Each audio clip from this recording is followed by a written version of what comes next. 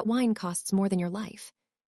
The sneer was loud, cutting through the sophisticated hum of the restaurant like a jagged blade. Julian's fingers tilted the crystal neck of the bottle, his $10,000 Rolex glinting under the chandelier as he watched the dark, vintage red pool onto Alina's white lace collar. It was a $5,000 stain, a liquid mark of ownership. Alina didn't flinch. She didn't cry. Her body turned into a statue, her breath hitching not out of fear for the boy in the designer suit, but for the man sitting at table 4.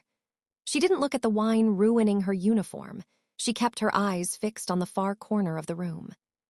She was watching the man whose fork had just stopped midair. Victor, the ghost, didn't yell. He didn't stand. He simply lowered his gaze to the linen napkin in his lap, his knuckles turning a dangerous, bone white. He was a man who moved empires with a whisper, the kind of man whose name was never spoken aloud in rooms with windows. And he was watching a boy with a trust fund treat his daughter like a footstool.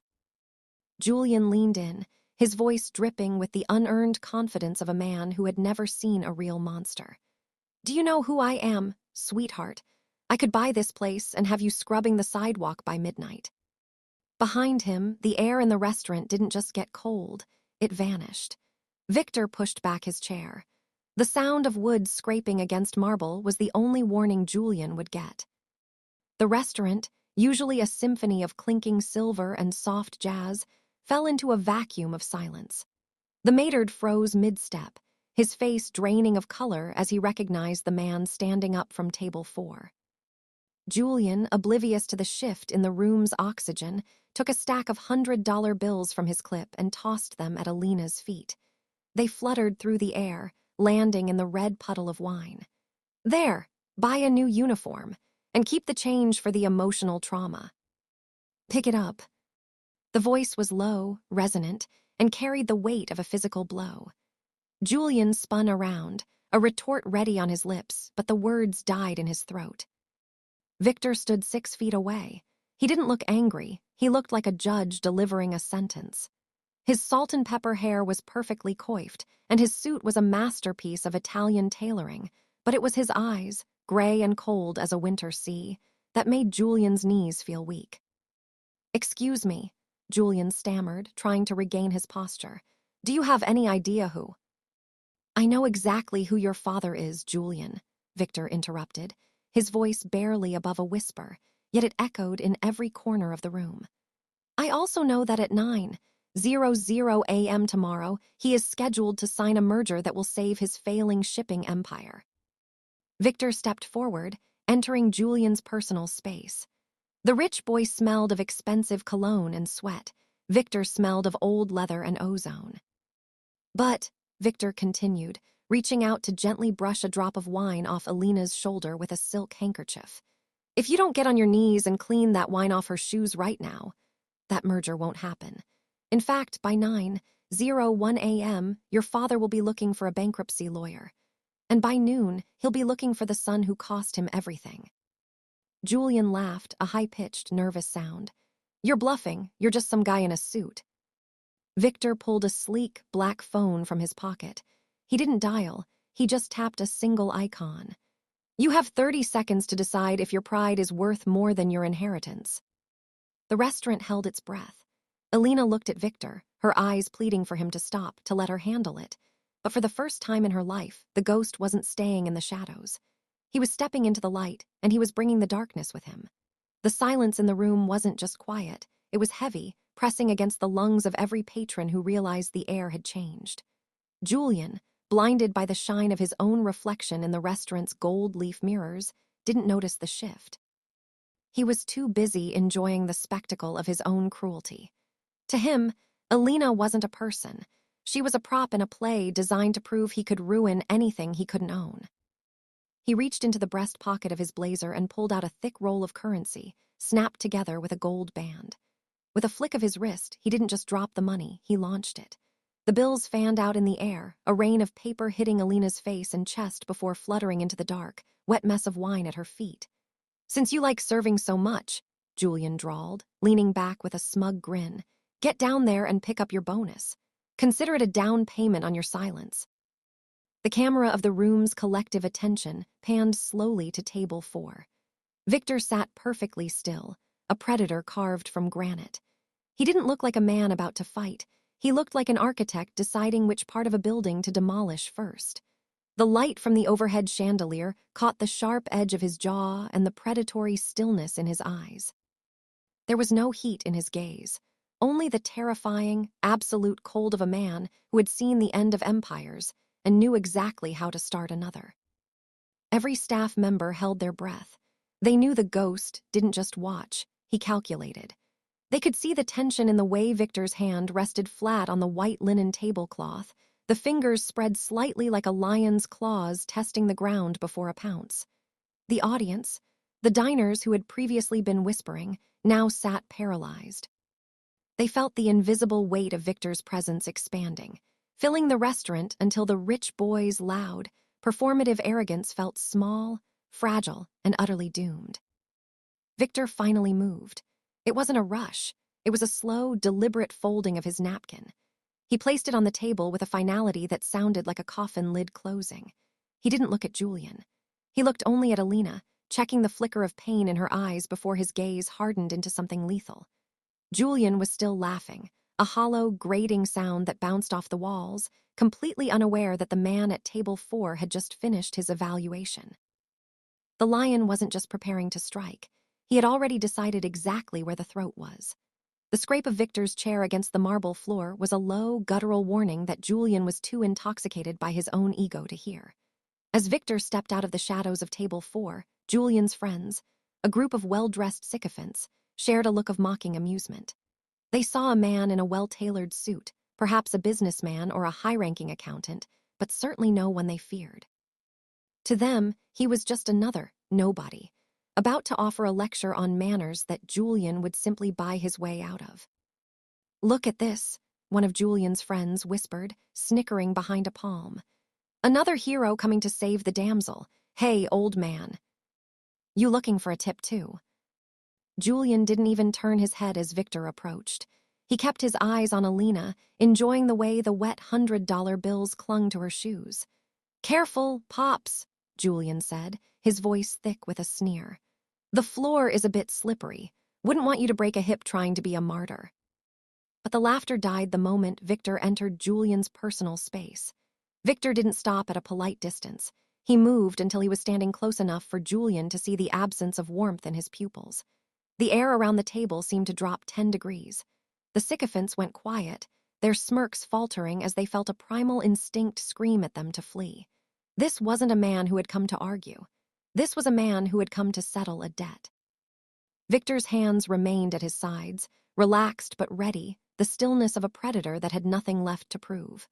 For a long, suffocating beat, he simply stared at Julian, letting the silence do the work of stripping the boy of his bravado. When Victor finally spoke, his voice didn't rise in anger. It was a sound of absolute, freezing clarity, a voice like ice shifting under a winter sun. "Pick up the money," Victor commanded. Julian blinked, his mouth opening to deliver a sharp retort, but the words withered before they could reach his lips. The intensity of Victor's gaze felt like a physical weight on his chest, a pressure that made it difficult to breathe. "All of it," Victor added, the words cutting through the room's tension like a serrated blade. "Every cent. Use your hands, Julian, and do it before I decide that your hands are a luxury you no longer deserve." Julian's throat went dry. For the first time in his life, the shield of his father's name felt paper-thin.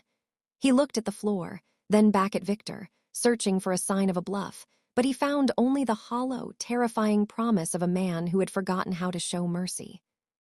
The color began to crawl back into Julian's face, not as courage, but as a desperate, burning indignation. He was a creature of status, and when status failed him, he retreated into the only fortress he had ever known, his bloodline.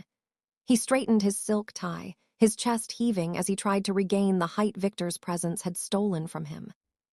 Around the table, his friends leaned in, their eyes darting between the two men, waiting for the magic words that usually made the world bend to Julian's will. "You've got a lot of nerve," Julian spat, his voice cracking slightly before settling into a jagged edge. Do you have any idea who my father is? He's Alistair Vane. He owns the banks that hold the debt for half this city. One phone call and you'll be erased. Your job, your house, your pathetic little life, it'll all be gone before you hit the sidewalk. He waited for the flicker of fear, the stammer of an apology, or the quick retreat that usually followed the Vane name. But Victor didn't move. He didn't blink. Instead, a thin, ghost-like smile touched the corners of his mouth, a look so devoid of warmth it felt like a death sentence. It wasn't the smile of a man who was amused. It was the smile of a man who had already seen the final page of the story. I know exactly who Alistair is, Victor said, his voice dropping to a whisper that felt louder than a shout. I know he's a man who built a kingdom on sand, thinking he was untouchable. And I know that as we speak, he is sitting in a boardroom 3 blocks away, begging for a line of credit that will never come. Victor stepped closer, his shadow swallowing Julian whole. The arrogance in the boy's eyes flickered, replaced by a sudden, cold realization.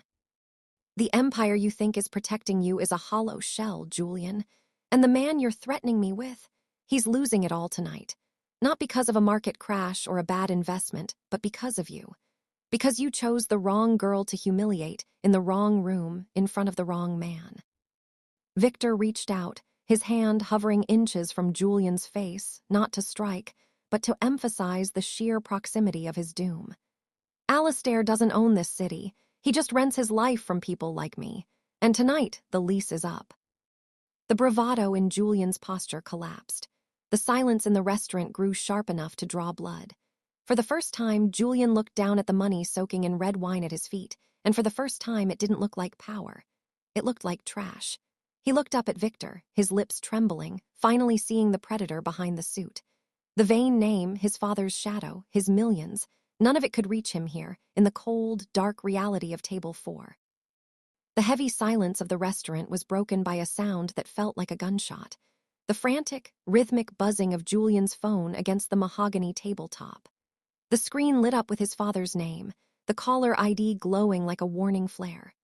Julian's hand trembled as he reached for it, his eyes darting to Victor, who remained as still and impassive as an executioner waiting for the drop. Answer it, Victor said, the command soft but absolute. Julian swiped the screen with a slick, sweating thumb. He didn't even have time to press the phone to his ear before a voice erupted from the speaker, distorted, raw, and thick with a terror Julian had never heard in his life. It was Alistair Vane, but the man sounded broken. Julian, what have you done? What did you do to who? The man shrieked, his voice cracking. The accounts. They're gone, everything. The board just stripped my voting rights. The federal marshals are in the lobby. They said someone just pulled the plug on our entire credit line. Julian's face went from a heated flush to a ghostly, translucent gray. Dad, They took the house, Julian, the cars, the jets. It's all frozen. His father's voice descended into a sob. They said it was a corrective measure. Who did you offend? God help you, who did you touch? The line went dead with a hollow click. At that exact moment, the waiter who had been processing Julian's earlier order for a celebratory round of drinks returned to the table. He didn't look Julian in the eye. He looked only at the black card sitting in the puddle of wine. With a hand that shook only slightly, the waiter placed a small slip of paper on the table. Declined. A bead of sweat rolled down Julian's temple, tracing a path through his expensive foundation. He felt it then, the sudden, terrifying evaporation of his digital soul. His cloud storage, his access codes, the invisible tethers of wealth that allowed him to move through the world like a god, they were being severed one by one. In the eyes of the global banking system, Julian Vane no longer existed. He was a ghost in a designer suit. He looked up at Victor, his breath coming in shallow, ragged gasps. The man at Table 4 hadn't moved a muscle, yet he had dismantled a dynasty with a few taps on a screen. The rich boy was gone. In his place stood a terrified child, realizing that the golden safety net he had spent his life jumping into had been replaced by a bottomless, silent abyss. The power hadn't just shifted. It had vanished, leaving Julian shivering in a room full of people who were no longer afraid of him. The air in the restaurant remained frozen, but Victor's gaze drifted for a fleeting second, his focus softening as it landed on Alina. It wasn't the look of a patron defending a servant, or even a king protecting a subject. It was a look of haunted, agonizing recognition. Alina stood with her shoulders squared, her chin trembling as she tried to wipe the red wine from her skin, and in that precise tilt of her head, Victor didn't see a waitress. He saw a ghost. Slowly, with a hand that had signed death warrants without a tremor, Victor reached into his inner coat pocket. He pulled out a worn, black leather wallet, not the sleek, digital card holder Julian would carry, but something heavy with history. As he opened it, a small, scalloped-edge photograph was visible behind a translucent sleeve. It was a picture from 20 years ago, capturing a woman with the same defiant spark in her eyes and the same gentle curve of the jaw as the girl standing in the wine-stained uniform. Alina's mother. She had been the only person in the world who didn't fear the ghost, the only one who saw the man beneath the monster. Victor had spent 2 decades living in the silence her absence left behind, a silence he had filled with violence and power to numb the guilt of failing to protect her. He had watched Alina from the shadows for years, paying her tuition from anonymous accounts and ensuring the wolves of the city stayed away from her door, all while honoring her desperate wish to be normal, to be untainted by the blood on his hands. He had promised to stay away. He had promised to let her build a life of her own, far from the mahogany desks and silenced pistols. But as Victor looked from the faded photograph to the living, breathing girl being humiliated by a boy who wasn't fit to breathe her air, the promise shattered. The secret bond, the invisible thread of a love that had outlived the grave, tightened until it snapped. Victor tucked the wallet back against his heart, the leather warm from his skin.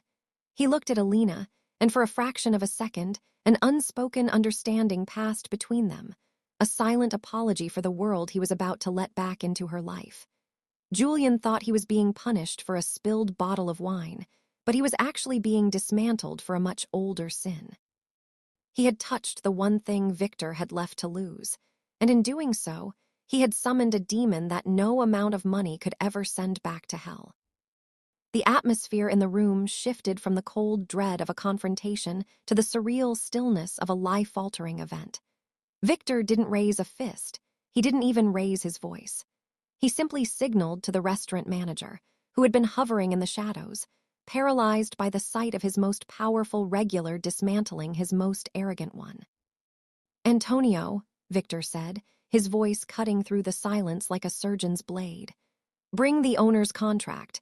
The one we discussed last month." The manager hurried forward, his hands shaking as he placed a leather-bound folder on the table. Julian watched, his eyes wide and bloodshot, as Victor produced a fountain pen. With a few swift, elegant strokes of ink, the ownership of one of the city's most prestigious establishments changed hands in a matter of seconds. Victor didn't look at the price. He didn't care for the profit. He was buying a sanctuary. Once the ink was dry, Victor reached out and took the heavy, brass-cut keys from the manager. He turned to Alina, who was still standing by the wine-soaked floor, her breath shallow. The room watched as the ghost, the man feared by every shadow in the underworld, approached the waitress with a gentleness that seemed impossible for a man of his reputation. "You've spent enough time serving people who don't deserve your grace, Alina," Victor murmured. He took her trembling hand and pressed the cold metal of the keys into her palm. "From this moment on, you aren't the staff. You are the owner. This floor, these walls, and every person standing within them, they belong to you." The stunning move sent a shockwave through the room. Julian's mouth hung open, a pathetic sound of disbelief escaping his throat. He had tried to buy her dignity with a few wet bills, and in response, Victor had bought the entire world Julian stood upon. Victor leaned down, his eyes locking onto Julian with a terrifying finality. "Which means, Julian, that you are no longer a customer. You are a trespasser on her property. And in this establishment, we have a very strict policy regarding those who disrespect the management." Alina looked down at the keys, the weight of them a physical manifestation of a new life. She looked up at Victor, seeing the man who had stayed in the shadows for 20 years finally standing in the light for her. The power dynamic hadn't just flipped, it had been utterly reinvented. The waitress was now the queen, and the boy who thought he was a king was nothing more than a stain waiting to be cleaned.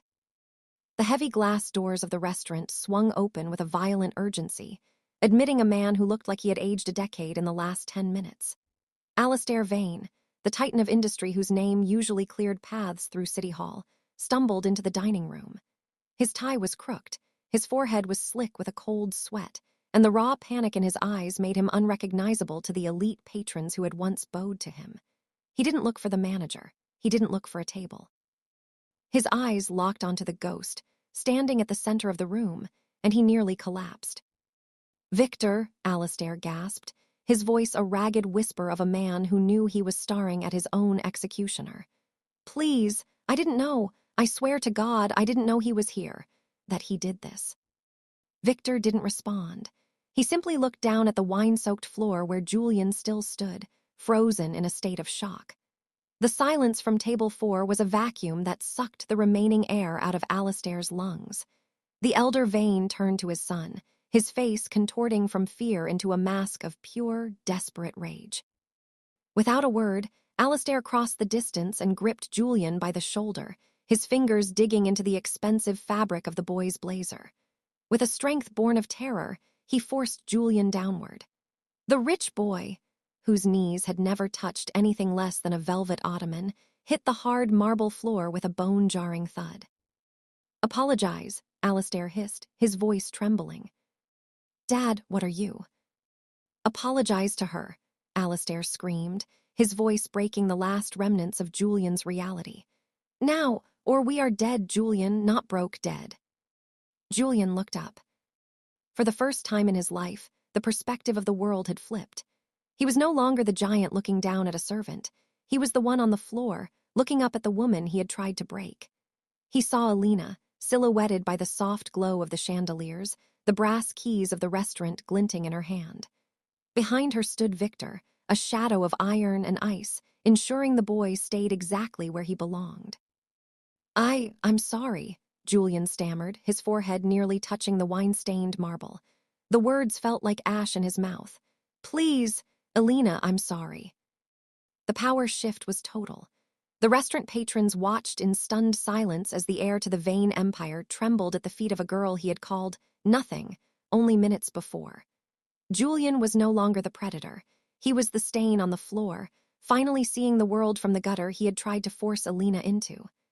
The ghost looked down at the kneeling boy, then at the broken father, and finally at Alina.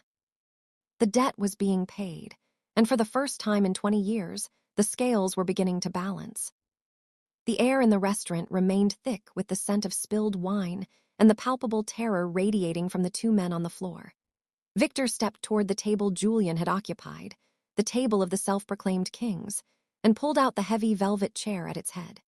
It was the seat of power, the vantage point from which one looked down upon the world. With a slow, courtly gesture, he looked at Alina, his eyes offering her the throne he had just cleared of its usurper. "The choice is yours, Alina," Victor murmured, his voice a low vibration that seemed to settle the very dust in the air. "The world is exactly as you want it to be now. You can have them removed. You can have them ruined further. Or you can sit and let them realize exactly who they were trying to break." Alina looked at the chair, then at Victor, and finally down at Julian. The boy was still trembling, his designer suit ruined by the dark pool of red liquid, his father's hand still heavy on his neck. The restaurant waited for the explosion, for the slap, or the screaming demand for vengeance that any of them would have unleashed in her position. They expected the victim to become the oppressor. But Alina didn't sit. She didn't move toward the head of the table. Instead, she took a single step closer to Julian, her expression devoid of the anger he so clearly expected. Her strength wasn't a roar. It was a quiet, unbreakable dignity that made Julian's earlier outbursts look like the tantrums of a child. She looked at the brass keys in her palm, then at the mess on the marble. "I spent my life believing that how you treat people matters more than what you have in your pockets," she said, her voice steady and clear. Julian looked up at her, his eyes red-rimmed and pleading. Alina didn't offer him a hand, but she didn't offer him a blow either. She simply pointed to the soaked hundreds and the shards of the vintage bottle. "You said you wanted to see if I'd cry for a tip, Julian," she whispered. a ghost of a smile appearing, one that was entirely her own, untouched by Victor's darkness. "But you're the one on the floor, and since this is my restaurant now, I expect it to be kept to a certain standard." She leaned in just enough for her voice to reach only him. "Clean it up, all of it, and use your silk tie if you have to." She paused, her gaze narrowing with a sharp, clinical precision. "And be thorough. You missed a spot near the chair." She turned away then, not waiting to see him start scrubbing, because she no longer needed to see his defeat to feel her own victory. Victor watched her, a rare flash of pride breaking through his icy exterior.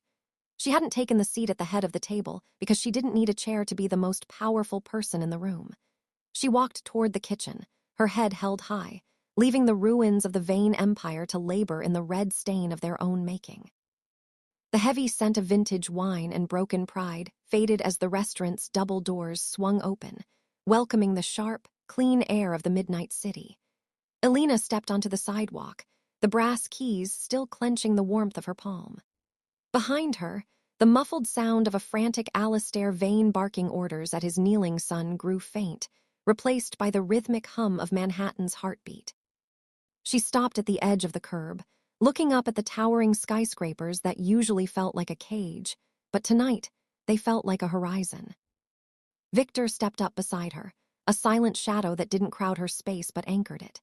He adjusted the cuff of his coat, his movements as precise and lethal as ever, yet the gaze he turned toward Elena held a softness that would have terrified his enemies.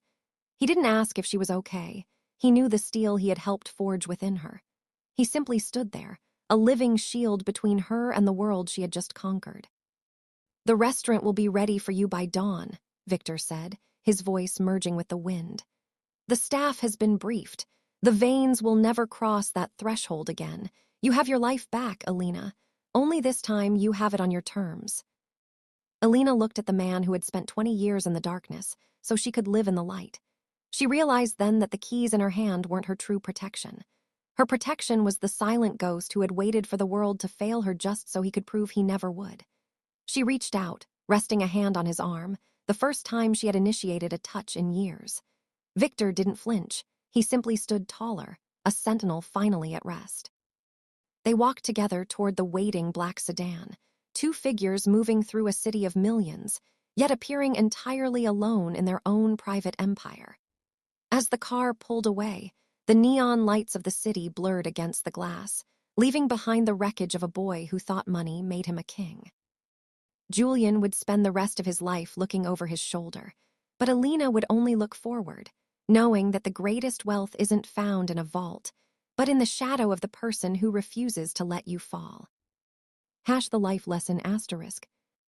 The story serves as a powerful reminder that asterisk status is an illusion, but character is a reality.